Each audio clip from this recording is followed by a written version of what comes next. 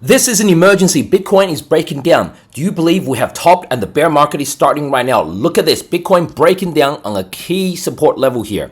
Been saying for a long time, this 116K area, you do not want to mess with it. When you're above, Bitcoin looks good. When you're below, you tend to get rejected, right? And go down. See here, even with this big green candle, we pumped above, fake out, and then come down again. Was this another fake above, right? Wick above 118K and then come down. What's the evidence that we have a Bitcoin bear market here? Okay, first of all, this is a much more serious situation than you think it is, because most people are like, oh yeah, Bitcoin's up, Bitcoin's down. It's like, oh yeah, Pablo, major crash. It's like still at 115K, but major crash, right? It's like $115,000 for one Bitcoin. How can it be a crash, right? You're just dramatizing things. So here, as you can see on my chart, I've marked out shoulder, head, shoulder, possibly to come. I've spoken about this a week ago, possibly to come. This could be a double head, right? Now, when's the last time we saw this? And people who follow me in my Discord, in my videos, you should know this. Last time I did this was shoulder, head, shoulder, even with a double top, with a neckline around this 92K area, 91.8. When we closed a couple of days below it, I said, okay, now we're heading to the target, which is 73K. We eventually hit 74K. That's pretty close. Even with this fake above, see once again, then fake down, right? So these head and shoulders are very, very important to watch. This head and shoulder is flat. So the neckline is flat. It's horizontal. This head and shoulder is a rising head and shoulder. So this neckline is this red line here. And the next time it meets is around this area, 111.2 sort of area, 111.2. So you basically need to bounce off there, right? And keep going. I think there's a good chance we bounce off there because you got this red line, which is the neckline here. And you've got this line, right? Which is the channel here, right? So the best case scenario is we don't even touch that. We wick through here and then boom. Hopefully that's a fake out and go up. Now, how would we know this is a real top or a fake top, right? We're going to look at some major indicators like the Bitcoin cycle indicator. And also we're going to look at some shorter indicators such as when the market overheats, right? And when the market is dumping, for example. So today's episode is going to be all about Bitcoin. Has it topped? If not, then is this a short-term pullback? How big is the pullback? So and then we're going to look at if the U.S. economy is rolling over, and if it is rolling over, what would the eventual recession and bear market look like? Which I think is going to happen at the end of this year. I keep on calling September to November. September to November is where Bitcoin tops. So Bitcoin is already in September. I think it's got a few weeks left before it tops out. Look, if I'm wrong, I will change and I'll say I get it wrong. But so far, I'm sticking with my theory. I can't get it right 100% of the time, but let's have a look. So how do we know this drop was already going to be happening? So this is a chart that tells us Bitcoin and the OI change. OI is open interest, right, on chain. Open interest means the number of futures contracts that are open. So open interest change is this pink or salmon color, if you want to call it that. So when there's a huge spike here, right, that means a lot of people are gambling. So you get 2-3 signals here. When there's huge spike here, so that means a lot of traders are buying Bitcoin. So we get signal here. That means we're going down. Huge spike here. Market's getting overheated, right? A few signals and market goes down. Signal here because we get a huge spike and it goes down. Signal here goes down. So this is where signal misfires when it just keeps on climbing like this, right? But it nailed the top here, right? Not great here, but Bitcoin did end up going down lower. See these spikes. So it nailed these two tops here at Bitcoin all-time high of 124K. Boom, boom, right? Gave us these signals to go down. And we haven't seen any signals since 24K, since 124K, the all-time high. Now we're getting the first signal, right? So do we think then Bitcoin is making a local top here like this, or even like this? Do we think that is happening right now? But before we answer those questions, first let's answer the question of which crypto exchange does Pablo He-Man use? Well, Pablo uses this exchange that's non-KYC. That means you don't need to show any ID. That means even the exchange can't see who you are, right? So that means the IRS can't see you. The tax office can't see you. FBI, CIA, nobody can see you. That's why I've made this deal with them, right? And for my members only, exclusive to win up to $120,000, right, in the next month. So exclusive prize, right? And even just by joining, you get 20% bonus. Like deposit $100, get $20 US. Deposit $1,000, get $200 US. As simple as that. So basically, the just by trading, if you're just getting the top 30 trading volume, you get to win a prize, right? I mean, so. But this is for limited time only, folks. Limited time only. This offer finishes somewhere like 16th of October. 16th of October. So if you're watching this on YouTube right now, then the link is in the description below. The link is in the description below. But if you're watching this on any other platform, that's okay. Just go and click on my profile page, right? And then click on my Stan link or Linktree, right? And it should be the first deal that pops up right there. Okay, let's get back to the markets, folks. But remember, this deal is only on the Pablo He-Man link. Only on the Pablo link. Okay, let's get back to Bitcoin. So we know how important that area is. But here's the thing. First of all, that was already telling us we're getting a pullback. And this chart I'm getting is about a few hours old, so we might have a few more pins here right now already. You need a few more pins as well. But I say to folks not to panic, because even though it nailed the top here and here, there are times when it did not nail the top, like here, right? And other times when it did, and here, when it did nail the top, the drop wasn't that huge. Like this was from 112K down to 105K, right? So these kind of drops were not huge drops, right? So again, short term, when there's too much gambling, too much, open interest, too much folks doing high leverage futures trading, then basically the market makers at major exchanges like Binance, they like to flush people down, right? They like to flush people out. So that's why this phenomenon happens. But then you say, well, Pablo, is Bitcoin has it topped? What if it has topped? What if the scenario you're speaking of, which is shoulder, and here, shoulder, head, shoulder, break the neckline here, which is around 111.5K, confirms the blow, and down we go. Then where would it head to? The target from that kind of a head and shoulders break would be around 92, 93K. And guess what? 92, 93K lines up very much with that's the measured target of a break here. Because the measured target here, like just Google technical analysis head and shoulders and tell you how to calculate a projected target. Here it was 73K, got to 74K. So here it will be something like 92K. 92K is here. Right, that's 92K. It's very much close to this 91.8K neckline of the previous head and shoulders pattern. So if that happens, at least that's the minimum target.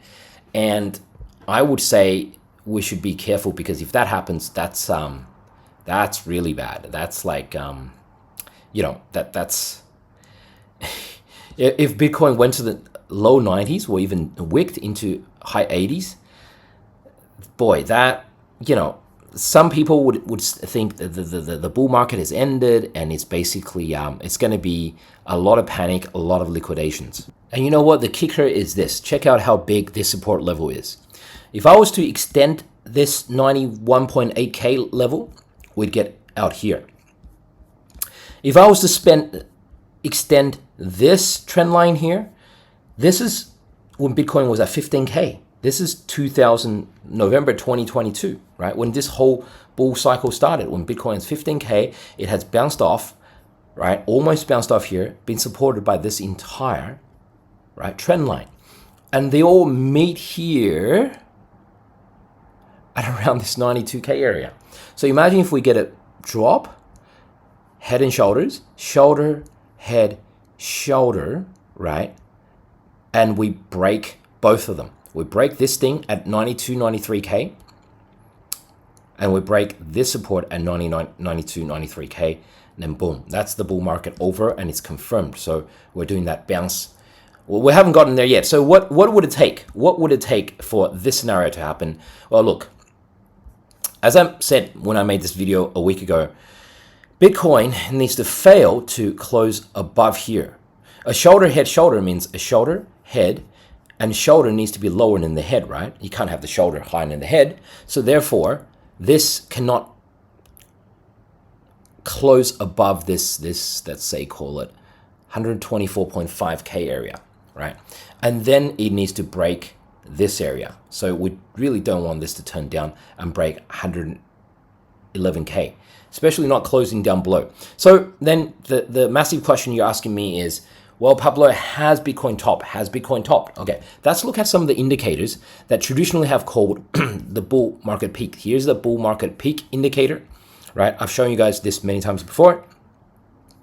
When it's in the green, as we can see, when it's in the green, then that means hold. When it's in the red, right, that means sell. And right now, where are we right now? Where basically there's 30 of these indicators, and every one of them is green except one, which is red, right? The red one basically says it's an altcoin season, right? Altcoin season. And that's what I was talking about a few days ago, but some wankers didn't know what it means and says, oh, some YouTuber made it up. No, bro. Some statisticians who know math a lot better than you made it up. If you want to have a look at this list of indicators, of bull market peak indicators, and tell me which ones you think is you recognize. So, for example, here is like a lot of these are quite familiar, like the Pi cycle top indicator, Pure multiple, Bitcoin rainbow chart, right? Ether to Bitcoin ratio. I mean, they use that sometimes. MVRV Z score, like, you know, there's a lot of these. Bitcoin dominance, there's a lot of these. So, for example, let's have us look at a cycle top indicator, right? That was the Pi cycle top indicator. Here, the one I'm showing you is the GMI Bitcoin cycle top finder. It's kind of a similar indicator using similar mathematical principles, right? If you want to know what it is, I'm not going to explain math here in a 15-minute video, right? I mean, I understand the math. I came out of math degree with scholarship.